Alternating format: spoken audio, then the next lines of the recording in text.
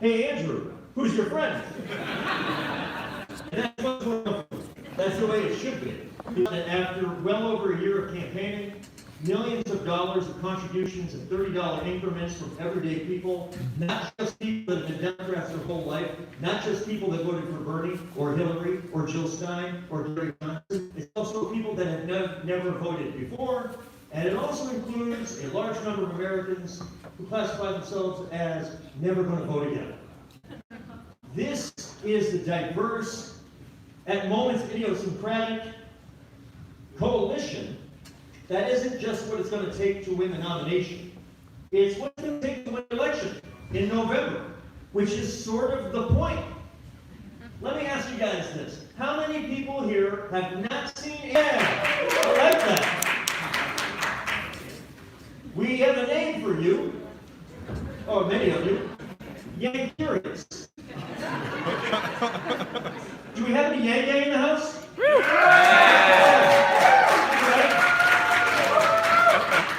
What's up? You're back one of those 3 exits. But for Yang Curious, we have another name for you. It's soon to be Yang Gang. That's what we call Yang Curious in New Hampshire. It used to be, early in the year when I would introduce folks at an event like this, that 85, 90% of the people that would be here were already Yang Gang, and we loved you, but it felt like a club, right? It wasn't growing at the speed you'd want it to, because you already were in the club. And then it changed. And then on our last visit in mid-January, 75% Yang Curious, 25% Yang Gang. This is our 3rd event today, 3rd of about 3 billion over the next week. Feels, oh, sleep, I miss you. And it's regularly 80, 90% plus people that have not seen Andrew in person before. This is what it's going to take to do, once again in New Hampshire, what we have seen so many times on both sides of the aisle. It was the state that in 1976 took an unknown ex-governor from a small southern state, Jimmy Carter, and elevated him to prominence on his way to the White House. It's the same state that after a former vice president of the United States, this story may sound familiar, a former vice president of the United States who was obviously going to win the nomination, there was another lesser-known candidate, a younger candidate, talking about new ideas for a new generation of Americans. His name was Gary Hart. He put it on the line in New Hampshire. He went from losing Iowa by 36 points to winning New Hampshire 8 days later by 10 points. That's what happens in the New Hampshire primary. It's what happens in 2000 when John McCain flat out skipped Iowa, and everybody thought that a governor from Texas, George W. Bush, would be coronated. The son of the president is obviously going to be the nominee. And New Hampshire said, not so fast. We don't want this thing to be over in 2 states. And a guy who had gotten 3% in Iowa 8 days before beat the son of a president by 17 points 8 days later. In 2008, John McCain again was left for dead. He was carrying his own bags on coach on Southwest Airlines with nobody with him because he was out of time, out of money, no coal. And he said, I'm going to put it all on the line in New Hampshire. Once again, New Hampshire came through. He ended up being the nominee that year because that's what happens in the New Hampshire primary. In 2008, Barack Obama was a hell of a president. And a hell of an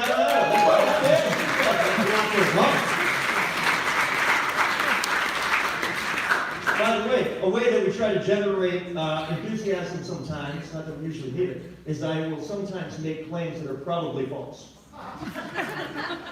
Like, it's possible Barack Obama may show up tonight. It's unlikely, but I don't know his schedule. In 2008, Barack Obama was this close to having this election over in 2 states. He was up by 10 points with 4 days to go in the New Hampshire primary. And New Hampshire said, not so fast. I don't want this to be over in 2 states. And it said to Hillary Clinton, stay in the game. And she went from 10 points down to 5 points up. And that's what happens in the New Hampshire primary. 8 years later, because we are not a respecter of persons, the story I just told about Hillary Clinton, she won Iowa and was about to clean it up. The same person who we saved 8 years earlier. We said, hey, wait a second, not so fast. 2 states?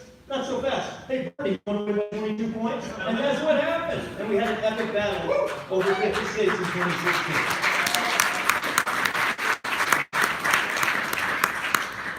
Well, this is our task.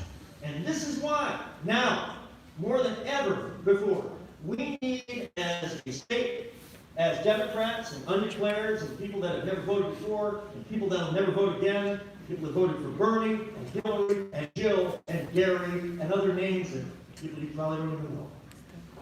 This is the moment that we're going to decide whether 2020 is going to be 4 more years of what we have been dealing with for the last 3+ years, or whether we're willing to do something big and bold and transformational in nature. Every 20, 30, 40 years, the country decides it wants to make transformational change. And in the moments before, it gets a little bit messy. When Jimmy Carter got elected in '76, it's because of Watergate. The country didn't know what it wanted. And 4 years later, whether elected or not, the country decided to go in a more conservative direction, a direction of the Reagan Revolution that lasted for the better part of 40 years. It happened with Lincoln, Teddy Roosevelt, Franklin Roosevelt, and Reagan. And it's been 40 years since then. And it is about time for the next moment of transformation in this country. A lot of times we don't recognize that it's happening until after it has happened. But here in New Hampshire, I can tell you that 48 states, and hell, based on last night's numbers, the state of Iowa as well, are kind of trying to figure out who can represent transformational change at a time when we need it most. The country is looking to us. I want to know, New Hampshire, are you up for the challenge tonight?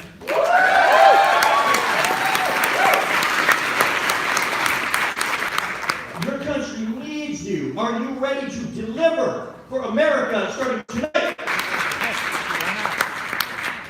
From Carter to Hart to Sons to McCain again, to Sanders, and so many others in between.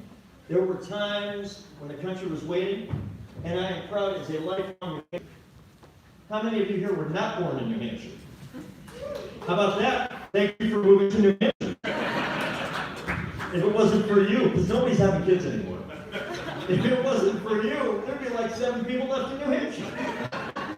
So thank you.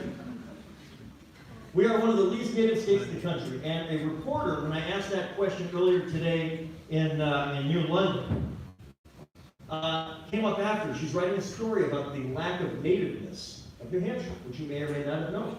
One of the least native states in the country. And she said, do you think the fact that we don't have that many people in New Hampshire that were born in New Hampshire actually plays a role in the pride that we take in getting the New Hampshire primary right? And I never thought of it in that context. She's a good reporter. And I thought and said yes. Because the 2/3 or more of you that raised your hand when I said, are you native or not? You said, I am not. You chose on some level, maybe you came here when you were 3, not so much, but most of you on some level chose to be here. The First in the Nation primary is under duress. What happened in Iowa last night, frankly, puts it under even more duress. It is not enough. We're not born, we're not entitled to this primary. And I believe that being a New Hampshireite, at least in some small measure, part of our identity, fundamentally, is how serious we take the process that we are at the beginning of what most Americans call the 8 most exciting days in American politics. You are at the end of day 1 of the 8 most exciting days in American politics. Did you know that? No, well, now you do. How do you feel about that? You feel good about that? That's good. Thank you, by the way. You got the entire crowd going here. All right. I am officially at the time where I was beginning to kill time with tangents only loosely related to Andrew Yane's candidacy for president. But I have just gotten a signal that we have less than 1 minute. And that means I can close with this. We don't have to choose. It is a false choice to choose between the person best equipped to be Donald Trump and the person best equipped to bring transformational change and to rewrite the rules of the 21st century economy to make it a fairer and freer place for you and your kids. To rebuild the American dream, to rebuild a coalition that can win the election and then lead America for a generation. That is a false choice, because there is a candidate who can do both for you. And I am lucky, because now I don't have to wait anymore. I don't have to pretend I have 20 minutes of additional material. And you didn't come here to hear that material anyway. You came here to listen to, support, volunteer, tell your friends, vote for, help elect the next president of the United States of America. It's a good thing because he's here. Ladies and gentlemen, Andrew Yang.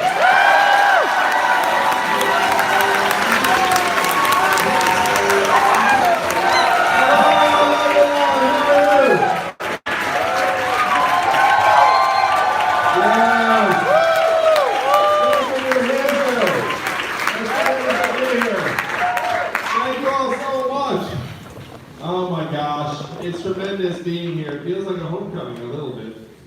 In part because I went to high school here. How many of you knew that? Oh, you didn't know that. I graduated from Film and Exeter Academy in '92. I spoke there a few months ago, and I told them I hadn't been back since I graduated because I kind of had a tough time there. Like angsty teenage years. And then the student body erupted in applause when I said that. It was like, apparently I wasn't the only one. After I graduated from high school at Exeter, I went to Brown, not that far from here, and then I went to law school, spent 5 unhappy months as a lawyer, and then left to start a business. How many of y'all have started a business or organization or club? So if you have your hand up, you know a couple things. Number 1 is much harder than anyone ever lets on. And number 2, when someone asks you how it's going, what do you say? Great. Yes. My business too went great until it failed. My parents told their friends I was still a lawyer. But I've been bitten by the bug. I worked at another small company, and then another, and then I became the CEO of an education company that grew to become #1 in the U.S. At this point, it was 2009. 2009 was a really tough time in so much of the country. How many of you were here in New Hampshire in 2009? Was it tough where you lived here around Lebanon? Yeah, there was one event I spoke at, this 14-year-old boy raised his hand and said it was a really tough time, and I was like, how would you remember? He must have been like 3 years old. But then he said something, he said, well, we had to sell the house, and then I was like, oh man, it's like, you would remember that. And I thought I had some insight as to why our economy, don't worry, I didn't give the kid a hard time. I was like, there were no feelings hurt in this exchange. And I thought I had some insight as to why our economy crashed in 2008. It was because so many of the wannabe whiz kids I'd gone to Exeter and Brown and Columbia with had gone straight to Wall Street, helped create mortgage-backed securities and exotic financial instruments and derivatives. And I thought, what a train wreck that is. Like, these people did things that ended up so destructive. And so at this point, I quit my job to start a nonprofit to try and do something positive. How many of you all work at a nonprofit right now? How many of you volunteer for a nonprofit? On the second one, you should just raise your hand and pretend. That one was like, are you nice? I was nice that one time. So here's where my wife becomes extra understanding, because I come home and I say, hey, I want to quit my job and start a nonprofit. Can we take some of our savings, put them into this 501c3 that I just founded? And then I started calling wealthy friends with this question: do you love America? And then the smarter one would have said, what does it mean if I say yes to this question? And I said, at least $10,000. And then some of them said, I love America for that much. It's like, oh, good. So we raised a couple $100,000, grew to the millions. I spent the next 7 years running this nonprofit, Venture for America, that helped create several thousand jobs in the Midwest and the South primarily.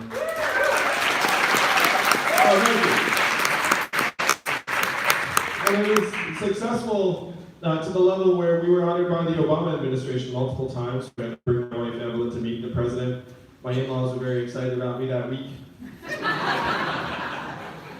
But during my 7 years running Venture for America, I had this sinking feeling in so many communities that the water level was going down, not up.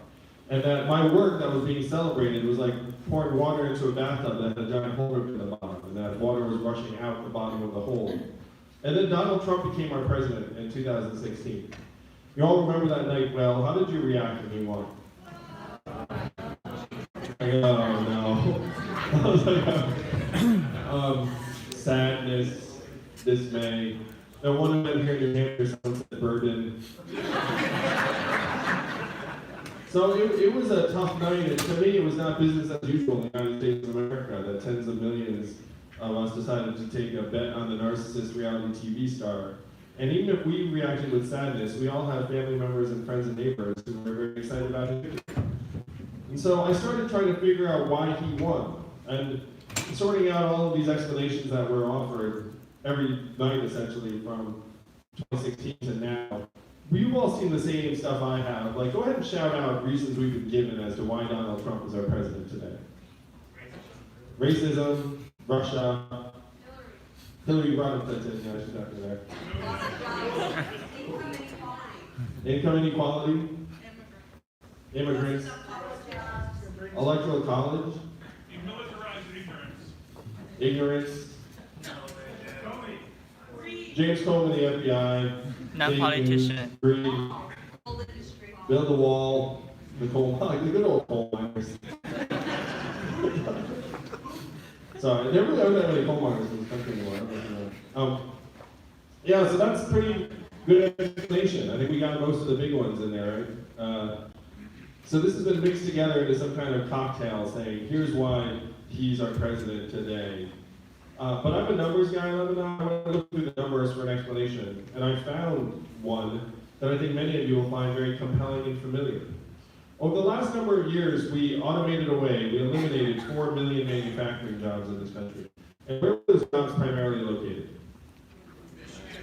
Michigan, Ohio, Wisconsin, Pennsylvania, Missouri, Iowa.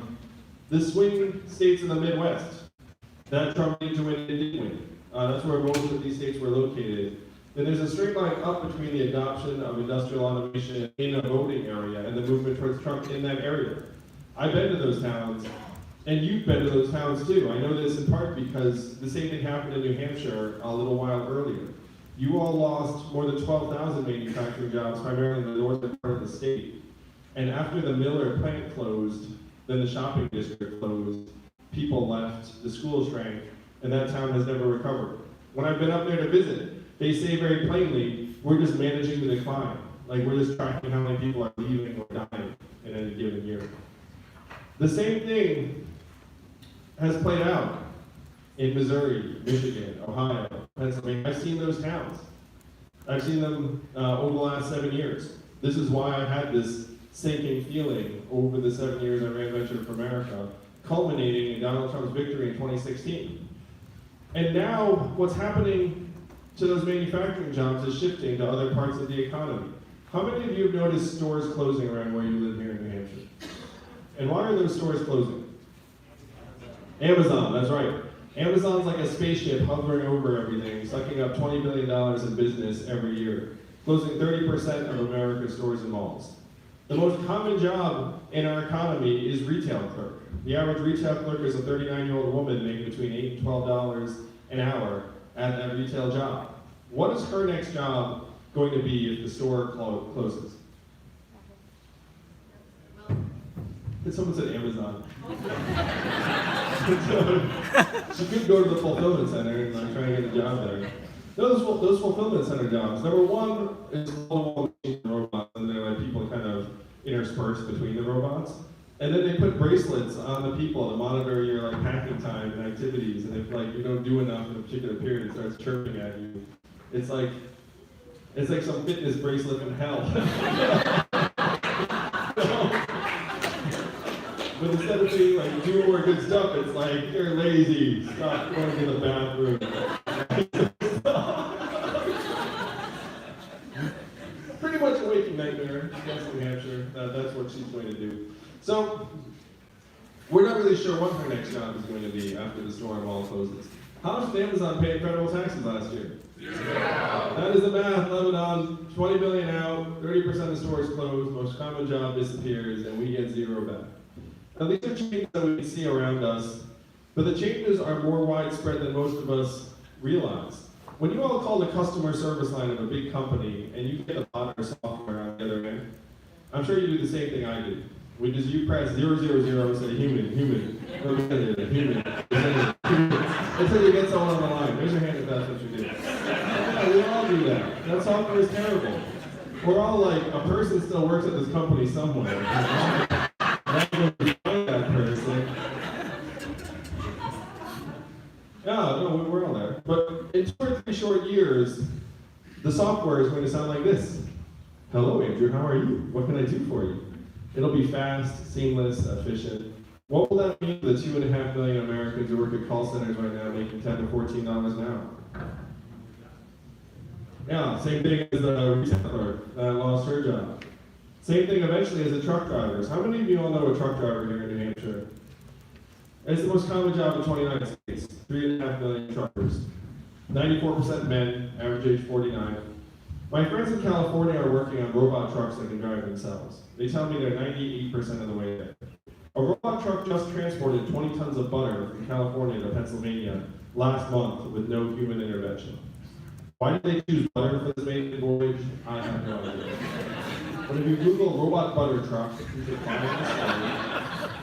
And then at the end of the route was a giant stack of pancakes. I made up the pancakes, but everything else is perfectly real. What will robot trucks mean for the 3.5 million truck drivers or the 7 million plus Americans who work at truck stops, motels, and diners that rely upon the truckers getting out and having a meal each day? They need UBI. Well, we need to do something. And I'm a numbers guy. I went through these numbers and I was like, oh my gosh. Here's like the simplest way to think about it. This technology is getting smarter, more capable, more powerful all the time.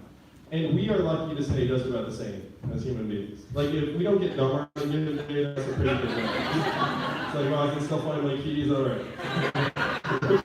All right. Hey, not for some of the young people here, you all are getting smarter. The rest of us look at you enviously, being like, I remember getting smarter. For a long time, since most of us got smarter.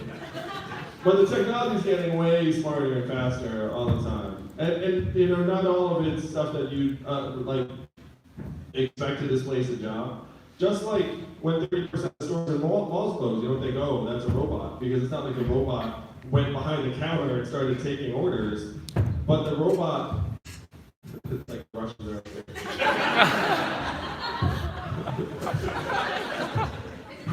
I know. There's some teenage boys up there, like, I went up there and threw some balls around with a working man. I did. You gotta think of it. So this fourth industrial revolution that we're in the midst of is going to be the most profound economic and technological transformation in the history of our country. And it's already happening. And that's before AI really comes out of acts by the numbers. We wiped out these 4 million manufacturing jobs. We're in the process of closing 30% of America's stores and malls. Here are the 5 most common job categories in the United States of America. Number 1, administrative and clerical, which includes call centers. Number 2, retail and sales. Number 3, food service and food preparation. So that's like the self-serve kiosks from McDonald's and whatnot. Number 4 is truck driving and transportation. And number 5 is manufacturing. Those 5 job categories comprise about half of all American jobs. For context, 33% of Americans graduate from college with a 4-year degree. So the vast majority of Americans are doing jobs filled by high school grads because that's what most of us are. Now these 5 job categories are shrinking fast, and the recourse available for people when those jobs disappear is very, very low, because 78% of us are living paycheck to paycheck. Almost half of us can't afford an unexpected $500 bill. So if you run into a rough patch, it's not like, oh, I'm going to go to the Bahamas and reflect upon this setback. Like, that's not really the next move. It's more like, oh my gosh, it's more like, what the heck am I going to do about next month's rent? Like, I can't miss work, and then you end up just lurching into some other opportunity to try and pay the bills, or you go into credit card debt, and your stress levels mount. So here are the things that I was seeing in 2017. I went through the numbers and said, oh my gosh, we're scapegoating immigrants for problems immigrants have actually nothing to do with. If you go to a factory in Michigan, you do not find wall-to-wall immigrants doing work. What do you find? Robots. Wall-to-wall drive robot arms and machines, putting stuff together where there used to be people. So I went to our leaders in DC, and I asked them, what are we going to do to help our people manage this transformation that is now ripping our communities apart? And what did the folks in DC said to me when I asked them, what are we going to do? So, well, that's the right answer. So that's what they said. So number 1 was nothing, or we can't talk about this. That was a nice quote. Number 2, we should study this further. And then number 3, the most popular, we must educate and retrain all Americans for the jobs of the future, aka learn to code, right? And you all heard some variants on that. But I looked at the studies. You all want to guess how effective the government-funded retraining programs were for the manufacturing workers who lost their jobs in the Midwest? 3%. 0 to 15. 0. I mean, you would guess very low because you know it's low because I'm anchoring you low. But you also know it's low because you know human beings, you have common sense. You know that if you have hundreds of manufacturing workers who lose their jobs, you don't want to march out and say, I'm here for my coding retraining program. This is what I've been waiting for. Like, this is my laptop. Like, that's not the way humans operate. The success rates of these programs were between 0 and 15%. They were a total dud. The reality is almost half of the manufacturing workers who lost their jobs in the Midwest left the workforce and did not work again. Of that group, almost half filed for disability. We then saw surges in suicides and drug overdoses in these communities to the point that America's life expectancy declined for 3 years in a row. You know the last time America's life expectancy declined 3 years in a row? Spanish flu. It was the Spanish flu of 1918, a global pandemic that killed millions of people worldwide 100 years ago. You have to go back 100 years because it's highly unusual for life expectancy to go down in a developed country like the United States. Ordinarily goes up and up because we're getting richer, stronger, healthier. But here in the US, it went down and then down and then down again. So when I said this to the folks in DC, one person said something that sent me here to you all tonight. He said, Andrew, you are in the wrong town. No one here in DC will do anything about this. Because fundamentally, DC is a town of followers, not leaders. He said all this to me. It was tremendous. He said, because fundamentally, this town is a town of followers, not leaders. And the only way we would do something about it is if you were to create a wave in other parts of the country and bring that wave crashing down on our heads. And I said, Charlie, get second.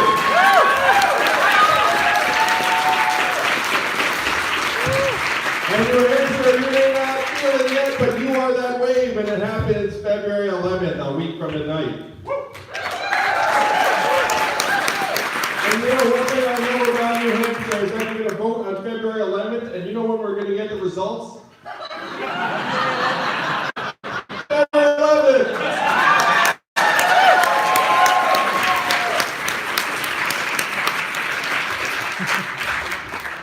Now this is the wave to try and rewrite the rules of the 21st century economy to actually work for us and our families and our communities again, instead of the bottom lines of the megacorps that have been running our government for a long time now. If your corporate profits are going up and your life expectancy is going down, which do you prioritize? Even if you're us, you prioritize life expectancy because that's kind of the most important thing you got. But if you're DC, you can't even see life expectancy, you're just following our country. Think about that for a second. What do they produce? Bad decisions. We do not know. None of us knows. But business is awfully good. Lebanon, Donald Trump said he wanted to drain the swamp. I want to do something a little bit different. I want to distribute the swamp. What do I mean by that? Why do we employ hundreds of thousands of government workers in the most expensive city in our country? Why wouldn't we move some of those jobs to Michigan, Ohio, Pennsylvania, New Hampshire? You would save billions of dollars immediately, and I would argue that those government agencies would make better decisions because they're living someplace normal, around normal people, and not in a DC bubble where they just talk to each other being like, yeah, that's a good idea.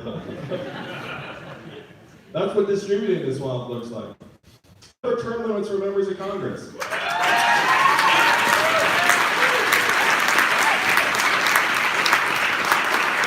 And I know how we can pass that. If I'm your president a year from now, I will go to Congress and say, hey, we should have 12-year term limits to make Congress more dynamic and responsive. Your job as legislator should be to come to DC to try and get the people's work done and then go home. It should not be to come to DC and say, ooh, I like it here. Let me stay. Ooh. So 12-year term limits for both houses, but current lawmakers are exempt. Do you think they'll pass that? Oh yeah, they would pass that the next day. They would say, we do this for the American people. Because it wouldn't affect them. They'd be grandfathered in. They walk around being like, well, it doesn't affect me. Go sit on my back. It's like the person after me. And of course in their minds, like, they'll be there forever. But then eventually they get phased out and wind up with a legislature that actually turns over, and people will be able to vote their conscience much more freely. Well, the big question is how we break the stranglehold of the giant companies on our government, and I want to overturn Citizens United and try and break online politics. But here are two tough truths baked into that. Number one, we need a supermajority to overturn Citizens United. And number two, corporate money ran that town before Citizens United. It's like it's not like the money started then. So how do we solve it? 5% or fewer of American voters right now donate to a political campaign. So if you've done that, you can pat yourself on the back. That puts you in the top 5%. You can pat yourself twice as hard if it was to my campaign. But really, anyone who donates to a political candidate or campaign is like really like top tier in terms of political engagement. So the question is, how do you both wash away the corporate money and get more Americans involved in our political process? My proposal is to give every American voter $100 democracy dollars, use it or lose it, so you can give to any candidate or campaign you want once a year. What percentage of Americans do you think would donate if you had $100 free dollars? You'd be like, oh, I like this person, I'm going to go this direction. What percentage do you think it would be? I like that. I'm very realistic. Someone's like 60, 50, 30. That's about right. And in another context, someone said 90, and I was like, you can get 90% of Americans to do anything. They like do anything under the sun and be like, I'm not going to do that. But if you got 50% of Americans to give $100 democracy dollars, we would wash out lobbyist cash by a factor of 4 to 1.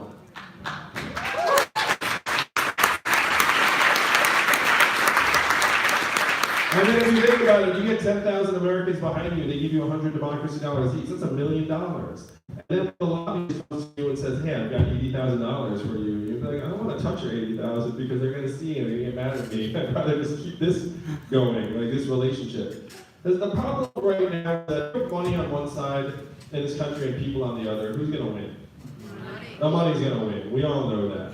And so what we have to do is get a hold of our government, get it working for us again, but also get the money working for us again. There was like an Onion headline that said, the American people hire their own lobbyists to represent their interests on Capitol Hill. And I had to laugh about that. I was like, that's not the only thing that would work at this point. And like the lobbyist comes in and is like, I represent Americans. You really stop screwing us. I disagree, lobbyists. I mean, that's really how bad it's gotten, honestly. So we have to actually change things at the top level of our government, and it starts with the serious structural changes.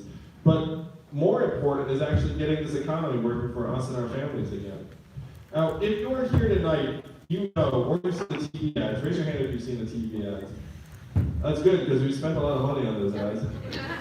So good. But if you've seen anything about this campaign, you know, my flagship proposal is a dividend of $1,000 a month for every American starting at age 18 and 20. Now, it seems like most of you like it, but raise your hand if you think it's too good to be true or unrealistic. That is very reasonable. Now, let me say that this is not my idea, and it's not a new idea at all. Thomas Paine was for it at the founding of our country, called it the Citizens' Dividend for all Americans. Martin Luther King, whose birthday we just celebrated, was fighting for this when he was killed in 1968. Guaranteed minimum income for everyone. 1,000 economists, including Milton Friedman, the patron saint of libertarianism, endorsed this plan in the 60s. It was so mainstream that it passed the U.S. House of Representatives twice in 71 under Richard Nixon. Family assistance plan would have guaranteed an income floor for all American households. And 11 years later, one state passed a dividend, where now everyone in that state gets between $1,000 and $2,000 a year, no questions asked. And what state is that? And how does Alaska pay for it? Oil. And what is the oil of the 21st century? Data, technology, AI, self-driving cars and trucks. A new study just came out that said that our data, your data, is now worth more than oil. If your data is now worth billions of dollars a year, and you are not seeing a dime of that, then where is all that money going? This is right. We actually know it is Amazon, Facebook, Google, Apple, the lobbyists, sure. The $1 trillion tech companies that pay nothing back into our society, but they do spend money on lobbyists running circles around our government. Our government is 25 years behind the curve in technology. How can I say that with such precision, aside from that fiasco last night?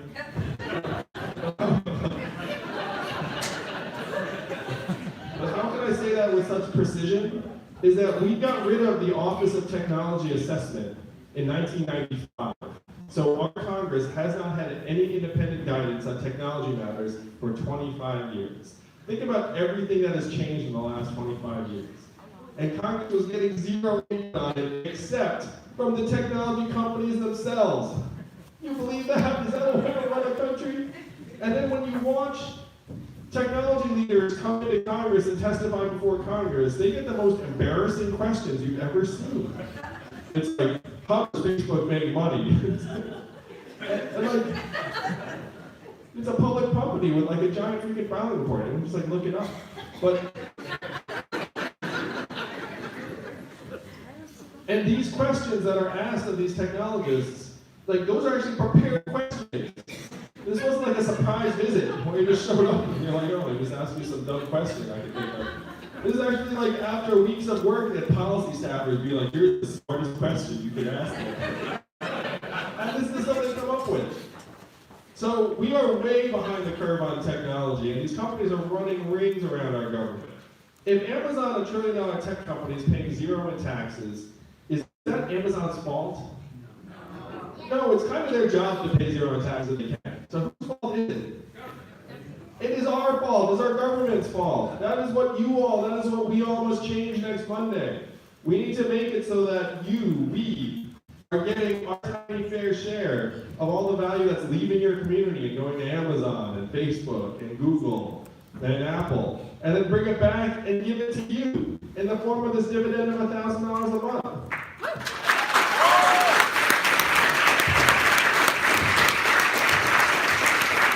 But basically, because this money is in your hands, where will it actually go? How much will it stay right here in New Hampshire? Most of it, not all of it. You might get your own Netflix password.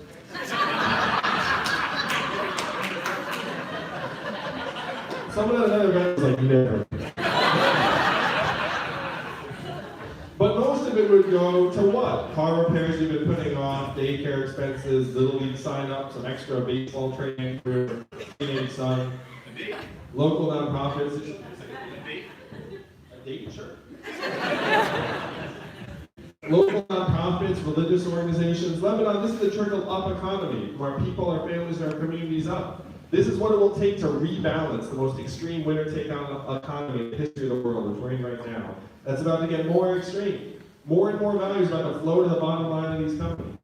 It's not working for way too many towns and families, particularly rural towns in our country. Raise your hand if you're a parent like me and my wife Evelyn. If you're a parent, you have had this sinking feeling that we're leaving our kids a future that is less bright, less secure, and less prosperous than the lives that we have led. Why do we feel that way? Because it is that way. If you were born in the United States of America in the 1940s, there was a 93% chance we were going to do better than your parents did. That's the American dream. That's what brought my family here. That's what we all aspire to for our kids. But if you were born in the 1990s in the United States of America, you're down to a 50-50 shot in these declining facts. That is why the parents feel the way we do. That is why the young people in this room feel the way you do. You feel like the deck is stacked against you in ways that it was not for prior generations. You are correct. The deck is stacked against you. And this is what we can change next Monday. Imagine a country where we could look our kids in the eyes and say to them, your country loves you, your country values you, and your country will invest in you and your future.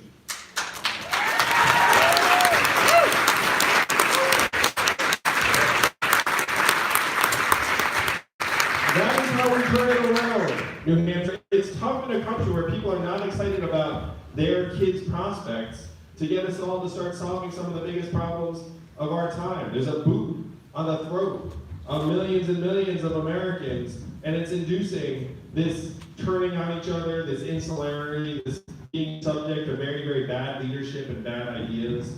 This is what we have to change. It's a mistake to act like Donald Trump is the cause of all of our problems. He is not. He is the symptom of a disease that has been building up for years and years. We're at record high corporate profits in the United States of America right now. What else are at record highs in the United States? Stock market, yes. But also opiates, suicides, obesity, depression, poverty, stress, healthcare debt and bankruptcy, student loan debt, mental illness. What are at record lows right now? Starting a business for a young person, getting married, having a child. Any of the hallmarks of a thriving, healthy society are now at record lows in the United States of America right now. This is the disease that's been building up. Think about it. If I say what's at record highs, you all know drug overdoses, suicides, all at record highs. And we're all looking at being like, yeah, I guess that's the new normal in America. I guess declining life expectancy is the new normal in America. And we're looking around like, what are we letting happen? And the reason why this is happening is that we've all been collectively conditioned to think that what's good for the companies is good for us. And to think that economic value and human value are the same things. In New Hampshire, what we have to say next Monday is that we each have intrinsic value. Each of our kids has intrinsic value. As an American, as a citizen, and as a shareholder of the richest country in the history of the world.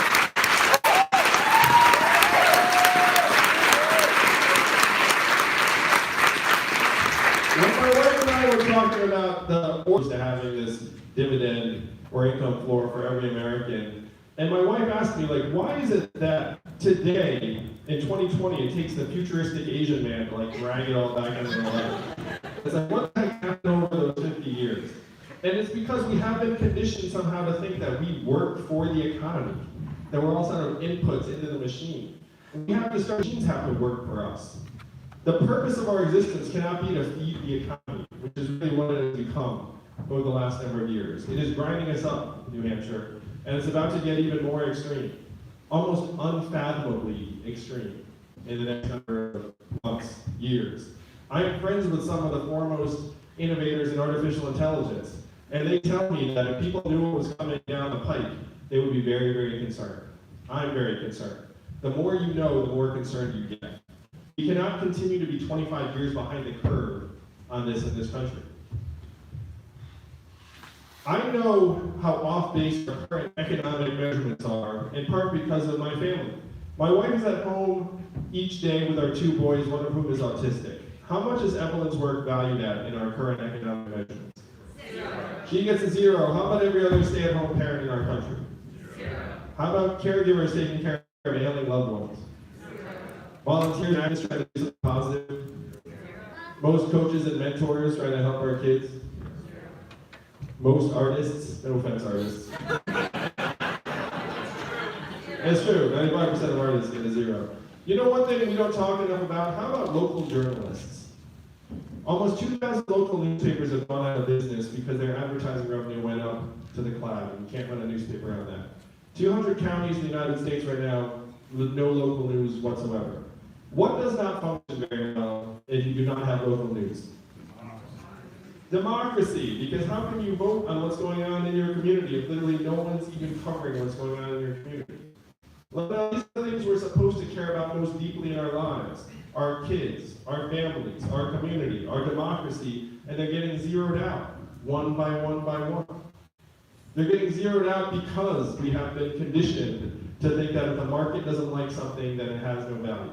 That's also how you wind up with responsible people saying we should turn thousands of coal miners into coders, even though that makes 0 sense if you reflect on it for a moment.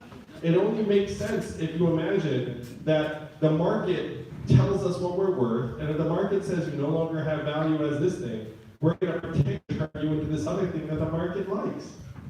Even though it's not human nature, it doesn't make sense, it won't work, and we're wasting time by pretending it will work.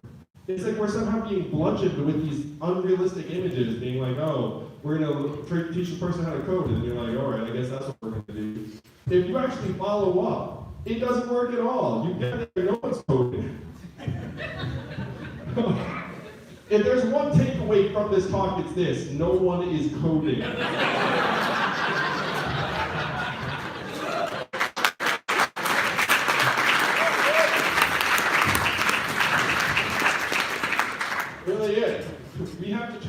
economy into something that will work for us and our families. And we have the potential to do it very, very quickly. Our health and life expectancy, our mental health and freedom from substance abuse, our clean air and clean water, our kids' success rates.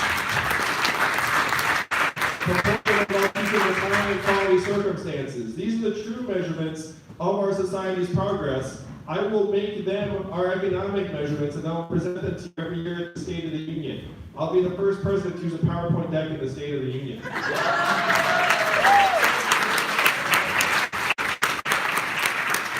Lebanon, it is impossible to solve a problem if you don't even acknowledge it. And if you use the real measurements, you would see we're in a mental health crisis in this country.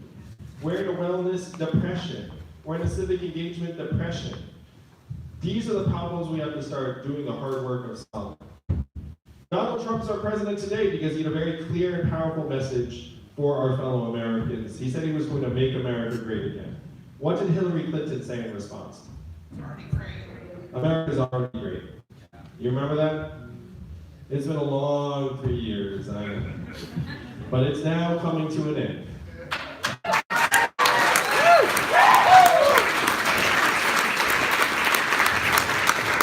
That response did not go over well with millions of Americans because the problems in our communities are all too real. We have to acknowledge their depth and severity and reality, but then we need real solutions that will actually move our communities forward. What were Donald Trump's solutions? Build a wall, turn the clock back, bring the old jobs back. Lebanon, you know that we have to do the opposite. We have to turn the clock forward. We have to accelerate our economy and society to rise to the real challenges of this time, like climate change. We have to evolve in the way we see ourselves and our work and our value. I'm the ideal candidate for this job because the opposite of Donald Trump is an Asian man who likes math. Thank you all very much. Thank you, sir. You heard my words, like math is an acronym, and what does it stand for? Make America think harder, that's right. That is what it's all about. It is good job to move this country we love so much. Not left, not right, but forward and better and learning and learning just where you will take us on there. Thank you so much. Let's see a future for our kids who will actually be excited about and proud of. Thank you all so much.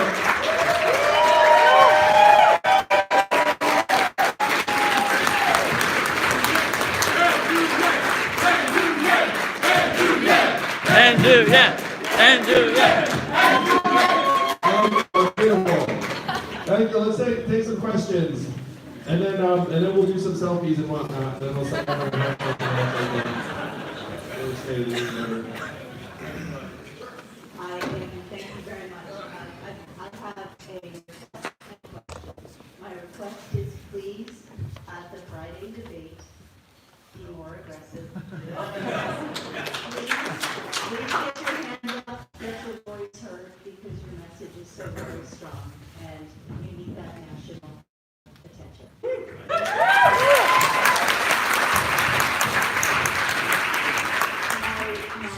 My question, first of all, I'm Ellis's mom, the hashtag #1 under. Oh, I love Ellis. What a great kid. And he is actually at school, so I came here to ask the question. I'm actually a physician and have been that for God knows how long at this point, last century. And one of the issues that really makes a difference for Americans when they're trying to decide for whom to vote is their policy on healthcare. And I think that would be a really important issue for you to clarify for the folks here tonight. And also again on the debate stage on Friday. Thank you. Thank you. What kind of position are you? I'm sorry? What kind of position? I'm a GYN oncologist. Oh wow. That's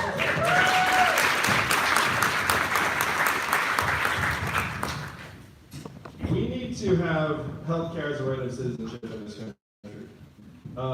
It is an historical accident that is tied to employment in particular, and tying into our jobs has so many negative effects. How many people have at least thought about doing something different, either a new job or even starting something, but then froze in place because you were like, well, I don't know what to do about my healthcare? Raise your hand on that. That's a lot of Americans. It's really bad for us because of your health insurance being tied to your job, and it's becoming less and less useful for young people because the majority of the new jobs that are getting created are temp gig and contract jobs that don't typically have health insurance. So we need to have health insurance available that's high quality and very, very low cost for Americans independent of their work status. I would not legislate away private insurance. I think that millions of Americans negotiate for their coverage, they enjoy their coverage, and trying to rearrange that by fiat legislative would be incredibly disruptive for many, many Americans. To me, the onus has to be on the government to provide a public plan that people can see is high quality and low cost, and then have people vote with their feet over time. You have to try and outcompete the private insurance. The big principles on healthcare, we're spending $3.6 trillion on our healthcare right now, the worst results than other countries, because our system's not really designed to make us stronger and healthier. What's it designed to do? Make profits. Make profits for the drug companies, the device manufacturers, and the private insurance. No one here has ever gotten this letter from their insurance company. Great news, your rates will be lower this year. You know? Like their business model is always like, just like, and it's breaking our backs. Number one cause of bankruptcy. We're spending way more on it than we used to be, both on an individual household level and as a country. So we need to get that set of incentives under control. We have to make it so that our healthcare providers are just doing the right thing based upon their clinical judgment, and not because it's going to be more revenue generating if they decide to go down a particular path, or they're afraid of being sued, because that's a real set of interest too. It's like you think, well, if I do this, they have to sue me. I'm not sure if they really need it, but like, I guess I'll just do this. And then if you make enough decisions like that, not your fault, but it ends up generating a lot of extra cost and overhead. Last story I'll give on healthcare. I was with a guy named Dean Kamen. Originally, I don't know who Dean Kamen is. So Dean Kamen is this inventor, invented the Segway. He's right here in New Hampshire, that's why I raise it. He's like a modern day Edison inventor. His house is crazy. He's got like a helicopter in his living room, the whole thing. I recommend visiting. But he was telling me about how he'd invented a portable dialysis machine.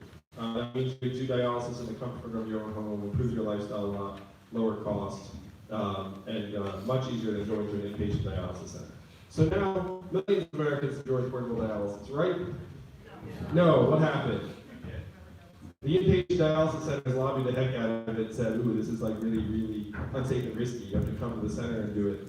So we're spending an extra something like $80 billion a year and immiserating many, many Americans because they can't do it from the comfort of their own home, even though the clinical trials have been incredibly positive. So Dean's describing this to me, and I was like, well, that says it all, doesn't it? It's like we're spending an extra $80 billion, most of it public, on carding people when we could be doing something different.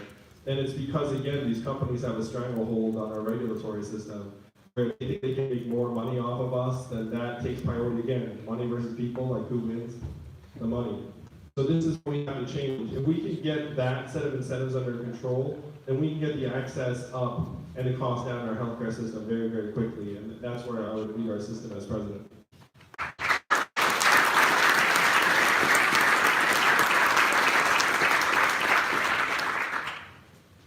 Thank you.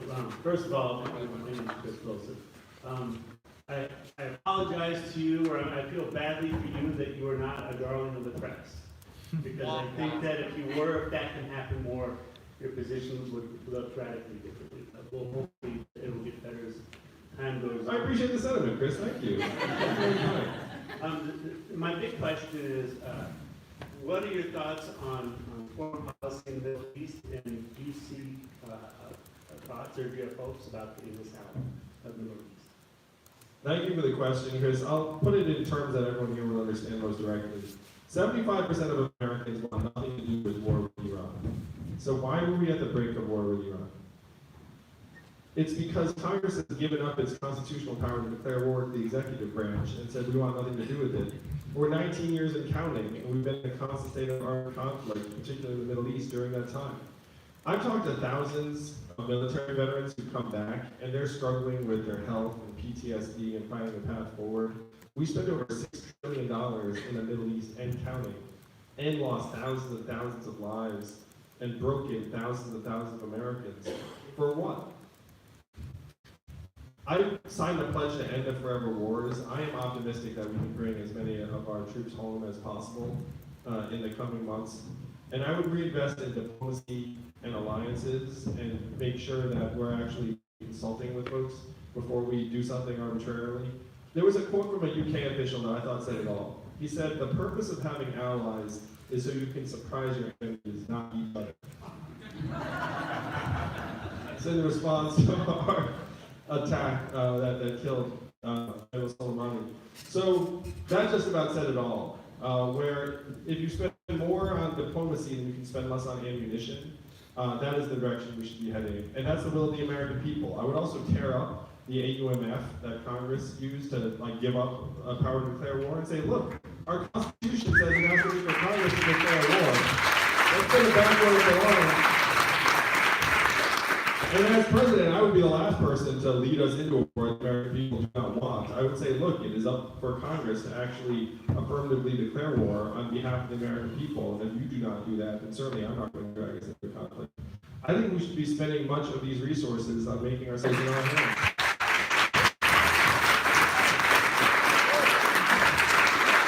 And thank you for the question. As for being the darling of the press, I appreciate that. You know what's going to breed my darling status in the press is New Hampshire coming up to me very, very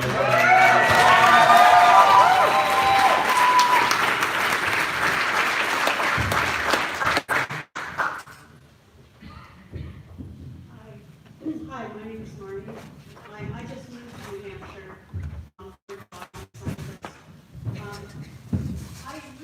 I came tonight so I could learn more about your innovative and progressive ideas, and I feel like you delivered on that. But I'm still concerned about the Republican hold on the Senate and how you're going to be able to break through that and actually get some of these ideas to become a reality. It's Marty, right? Yes. What kind of scientist are you? I studied the brain of a fish.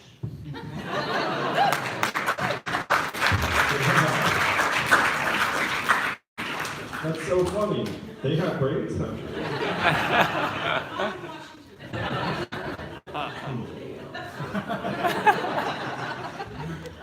All right, so I want you to play this out. We shock the world here in New Hampshire next week. And then we take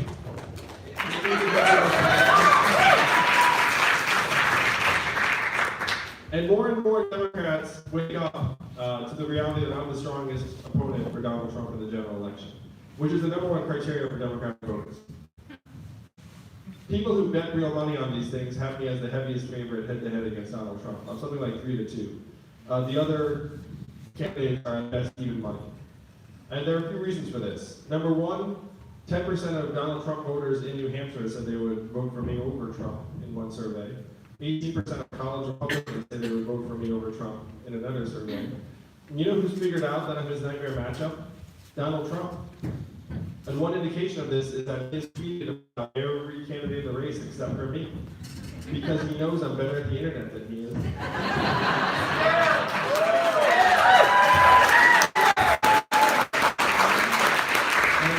because his most potent attacks are, "You're a corrupt DC politician," which obviously does not work very well on me. So, after I'm your nominee, I will defeat Donald Trump in the general. The question is, how do we get some of these ideas done after I'm president?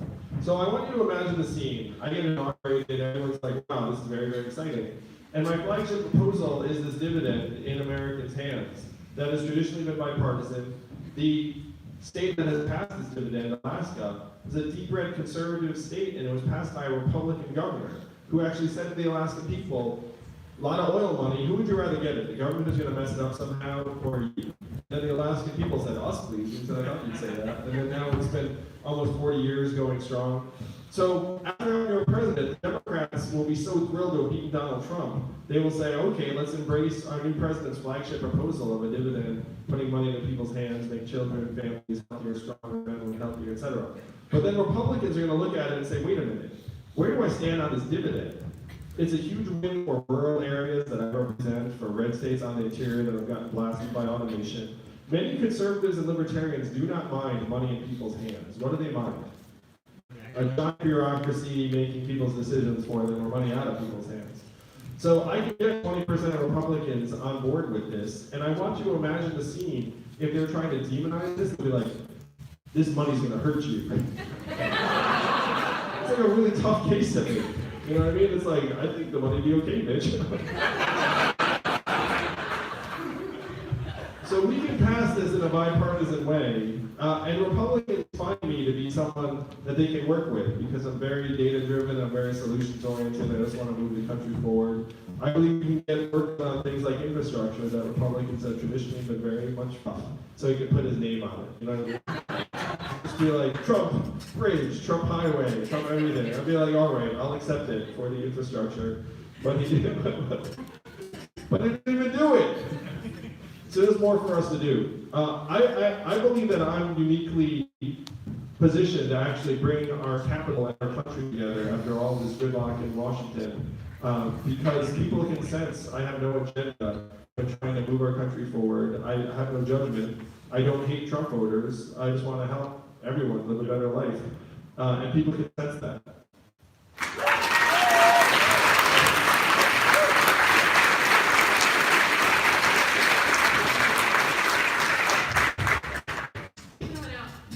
So you obviously have a very different proposal with the idea to give folks a check, but a check is not a job. What's your plan to bring jobs back to areas that don't have them? Thanks for the question. So let's say you had a town like Lebanon that had an extra $12,000 a month or a year in buying power for everyone here in the town. And the money ends up flowing directly into the garage, the daycare, the nonprofit, the bakery. A lot of those places might have to hire an extra person because your demand is a lot higher, because all of a sudden people be more likely to go to your yoga studio, be more likely to go to the daycare. It's well over 10,000 jobs directly just based upon consumer spending in the consumer economy. And that's the most organic, positive way to do it. Because if the government came and said, this town needs like 10 park rangers or whatever it is, people are like, do we?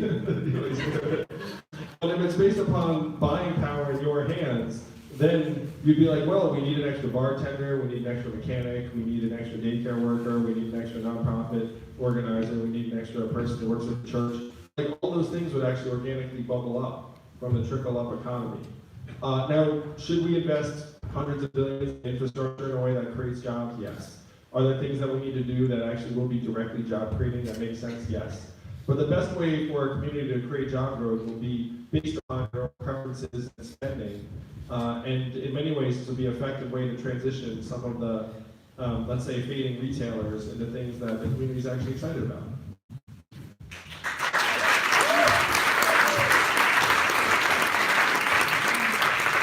This will be our last question. Thanks for coming out. My name is Rafael Escobedo, and I just moved here from Wisconsin. It's great that candidates are coming here, not like last time. Anyways, so my question is about education. It's really important to me. I work for Dartmouth College, and I am somebody who took out a lot of student loan debt to get a good education. And I'm wondering what your policies are to make college more affordable for the next generation of folks who will be, going to college and trying to pay for it. Sure, thanks, Rafael. The first thing, there are some things we need to do in public education. I'm going to very quickly just address some of them because I think it's important. Number one, we should pay teachers more.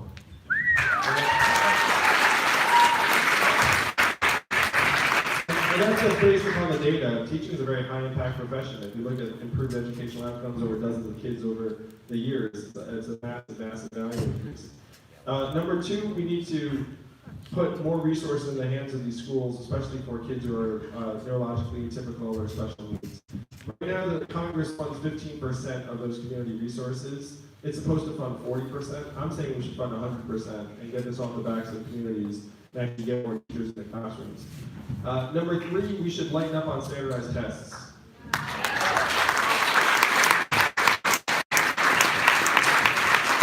We never trust teachers to do their jobs. Did you all know that we popularized the SAT during World War II as a means to identify which kids not to send to the front lines? That's not the darkest thing you ever heard. And now we treat our kids like every year is wartime. It's like, oh. You know, the worst part about it is that it keeps our teachers from actually making the decisions that they know are best for their kids in the classroom. You gotta trust the teacher and make that call. The next thing is, we have to stop pretending that college is for everyone. Right now, only 6% of American high school students are in technical trade or apprenticeship programs. In Germany, that's 59%. Think of that gulf. Oh my gosh, it's so bad. And so we need to invest billions of dollars in those trade and apprenticeship programs. That'll be a much better fit for a lot of kids than college. You know, like.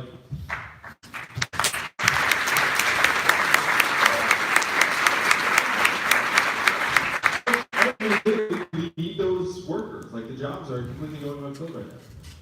Now, to your original question, why is college 2.5 times more expensive than it was when I went?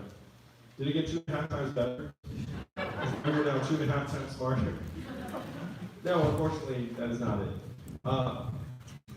Colleges fall into that bucket like health insurance companies, where their business models is to ratchet up prices every year. And then families felt like they had no choice but to pay, because you're like, well, what am I going to do? Not send my kid to college? And then the government says, don't worry, I'm here to help. Here are some loans. And so now we're up to $1.6 trillion in student loan debt and counting, up from less than $100 billion in '99. This is another sort of marketplace run amok situation. So the first thing you have to do is you have to, again, say to kids, it's like, look, I'm gonna give you $1,000 a month, do whatever you want, go to college, great, go to trade school, great, stay independent, start a business, great. I think the Democrats' fixation on free college is wrong, honestly.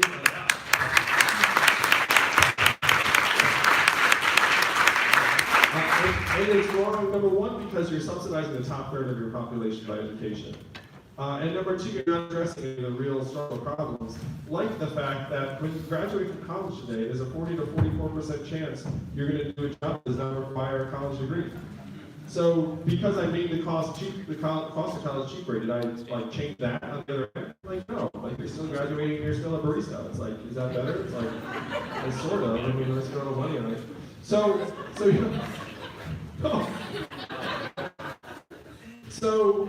you have to work with colleges to try and have some cost control. So I went through the numbers. Do you think it got 2.5 times more expensive because they hired lots and lots of professors? No. Trickier. Do you think it's because they built lots of buildings and have lots of facilities? Not really, the numbers. Like, in part because when they do build those facilities, they get donors to front some of the money because people like putting their name on it. So the main driver, this is tough right now because we work in this context, is that the non-faculty administrator to student ratio went up 150% when the prices went up 250%. So a lot of it's because they become very, very overgrown bureaucratically. And so you have to then say, it's like, well, do you need all of these people who are doing these non-student facing jobs in the administration, and then try and bend the cost curve down and say, like, look, we're going to put some things in place for you to like not to have price increases, because it can't be that Americans' incomes don't change but the cost of school changes every year. Like, that doesn't work out, you know? And then for the people that owe this $1.6 trillion in student loan debt, we have to give them some kind of path out of this debt load. And the most clear example I can use for you all, do you remember voting for the $4 trillion bailout of Wall Street 12 years ago? And you had a choice between bailing out Wall Street for $4 trillion or keeping Americans in their homes. Which would you have chosen? Keep Americans in their homes, obviously.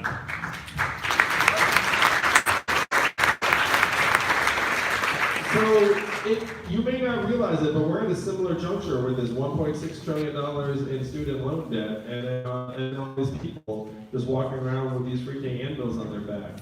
Where if you have a choice between saying to your people, hey, live in your parents' basement forever and pay off these loans even though you can't get a job with a degree that you took out all this debt to have, like, that's choice one. Or choice number two, try and give them a path forward so that they can eventually buy a home, start a family, start a business.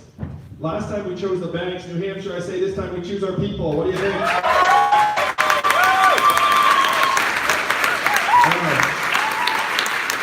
We have to get these things working for us and our families again. Right now, these institutions have become these overgrown monstrosities, and it's just run amok. It's crushing us. We have to human up, you know what I mean? We have to human up our economy, we have to human up our government. We have to put people back in charge. And I'm just the Asian doctor for the job. Thank you all so much.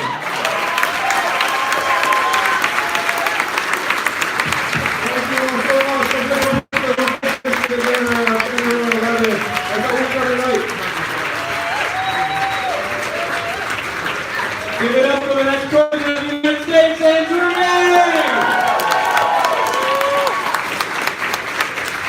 would like a picture or a selfie with Andrew, we're going to ask you to line up on this side of the auditorium where I'm waving. The first person is going to stand right here. If you're on that side of the auditorium, on the far side, we're going to ask you to go to the back and come around. Don't worry, we'll get to everyone tonight. Thank you so much. We will have to move quick. What we're going to ask you to do is we're going to ask you to have your phones out on the camera app. Phones out on the camera app, and then we're just going to do pictures and go. Thank you everyone so much for coming.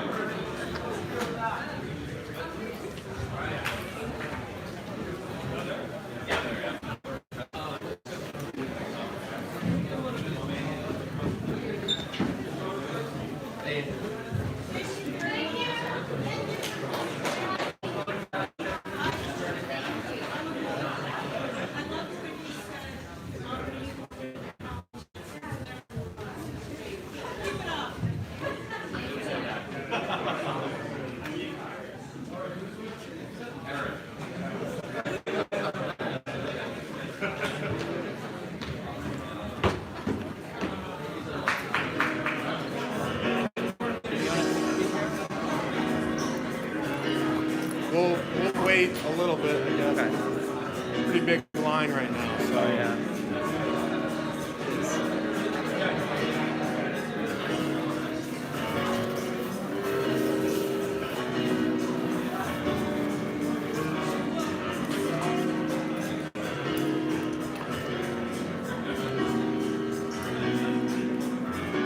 Do you work for the campaign? No. I was hoping to I know the questions are just plants, and they didn't answer my question. Oh, What is it? sorry. What question you didn't answer?